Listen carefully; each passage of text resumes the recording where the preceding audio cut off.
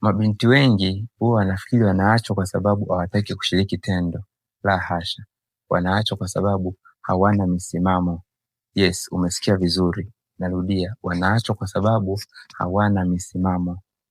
Ukitaka usishiriki tendo na mwanaume mpaka ndoa na ndio msimamo wako, basi usifanye mambo yafuatayo. 1, usiende kulala kwake. 2, usiende kwake ukiwa umevaa nguo za nusu uchi za kumtega. 3, usishiriki mambo yote ambayo yanamhusu mke ukayafanya kirahisi kwake.